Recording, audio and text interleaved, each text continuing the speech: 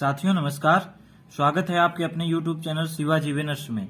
आज हम पढ़ रहे हैं क्लास 10th की mathematics based on NCERT pattern पर आधारित बुक से, जिसका चैप्टर नंबर 4 है, जिसका नाम है द्विघात समीकरण या फिर इंग्लिश में कहते हैं क्वाड्रेटिक इक्वेशंस। इसका क्वेश्चन नंबर 2 है और इसका क्वेश्चन नंबर 1 हम इससे पहले वाले वीडियो में पढ़ चुके हैं। तो क्वेश्चन नंबर 2 देख लेते हैं। क्वेश्चन नंबर 2 का पार्ट 1 पढ़ेंगे। तो क्वेश्चन नंबर 2 हमसे क्या कह रहा है, निम्न स्थितियों को द्विघात समीकरणों के रूप में निरूपित कीजिए। सवाल कह रहा है कि नीचे कुछ स्थिति आपको बताई जाएगी, उसको द्विघात समीकरण में बदलिए। इंग्लिश में कुछ इस प्रकार से कह रहा है represent the following situations in the form of quadratic equations. कह रहा है नीचे कुछ आपको सिचुएशन बताई जाएगी, उसको क्वाड्रेटिक इक्वेशन में चेंज करिए। तो किस प्रकार से करेंगे? क्वेश्चन पहला इस प्रकार से दिया गया है, एक आयताकार भूखंड का क्षेत्रफल 528 मीटर स्क्वायर है। क्षेत्र की लंबाई मीटर में दी गई।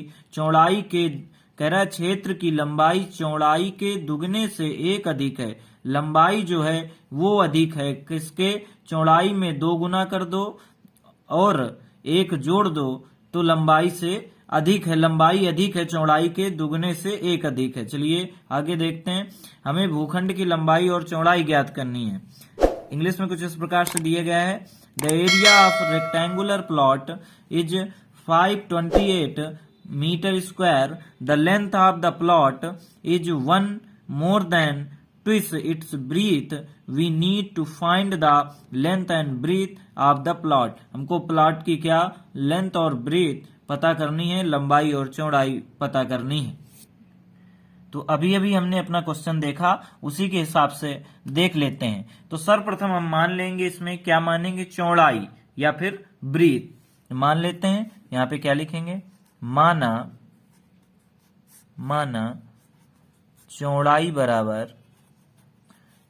बराबर x मान लेते हैं, ठीक है। या फिर इंग्लिश में मान लेंगे let's breadth DTH equal of the x, है ना। चौड़ाई या ब्रीथ हमने कितनी मान ली? x मान ली। अब भाई साहब हमसे कह रहे हैं कि जो लंबाई है यानी कि जो लेंथ है वो चौड़ाई यानी कि ब्रीथ के दुगने से मल्टीप्लाई बाय 2 से +1 अधिक है। कौन अधिक है भाई? कह रहा है लंबाई अधिक है चौड़ाई के दुगने से 1 अधिक है ना। तो हमने यहाँ पे लेट किया था या फिर माना था कि चौड़ाई या फिर ब्रीथ जो है वो हमारी x है। ये हमने लेट किया है या फिर माना है, ठीक है। फिर उसके बाद लंबाई में क्या किया हमने?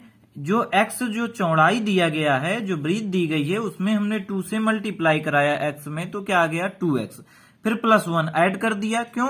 क्योंकि हमारे क्वेश्चन में जो है वो बताया गया है कि जो लेंथ है वो ब्रीथ का ट्विस में +1 ऐड करना है, यानी जो लंबाई है वो चौड़ाई का 2 गुना और +1 है ना। जो लंबाई है तो चौड़ाई का 2 गुना, तो चौड़ाई यानी ब्रीथ का हमने 2 गुना यानी ट्विस्ट कर दिया, और +1 भी है तो +1 कर दिया। तो इस प्रकार से हमारी लंबाई क्या निकल के आ गई? 2x + 1।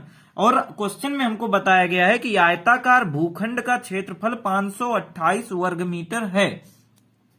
या फिर इंग्लिश में बोलें तो एरिया ऑफ रेक्टेंगुलर प्लॉट जो है वो 528 स्क्वायर मीटर है, ठीक है। ये हमारा क्या दिया गया है? एरिया दिया गया है या फिर क्षेत्रफल दिया गया है। तो हम यहां पर क्या लिखेंगे?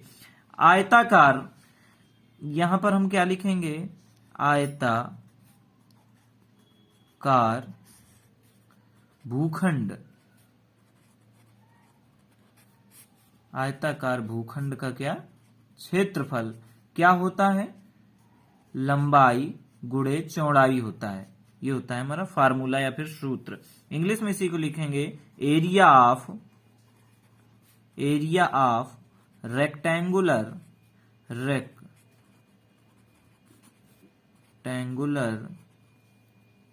क्या होता है?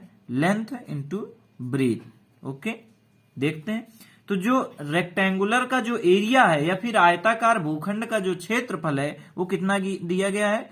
528 वर्ग मीटर या फिर 528 मीटर स्क्वायर। तो हमारा लेंथ क्या है यानी लंबाई क्या आई है 2x प्लस 1, तो लंबाई पे लिख देंगे 2x प्लस का 1, और ब्रीथ यानी कि चौड़ाई क्या आई है x, तो ब्रीथ के नीचे क्या लिख देंगे x। आगे देखते हैं, ये आएगा हमारा 528। सॉल्व कर रहे हैं, x और 2x का मल्टीप्लाई कराएंगे, आएगा 2x स्क्वायर। ब्रैकेट के बाहर अगर x है तो इस x का मल्टीप्लाई ब्रैकेट के अंदर सभी के साथ करना पड़ेगा। इस प्रकार हमने x का 2x के साथ मल्टीप्लाई कराया तो क्या प्राप्त हुआ 2x स्क्वायर।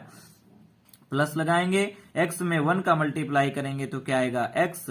इस प्रकार से अब हम इस समीकरण को और भी अच्छे तरीके से कैसे लिख सकते हैं 2x square plus x equal of the 528।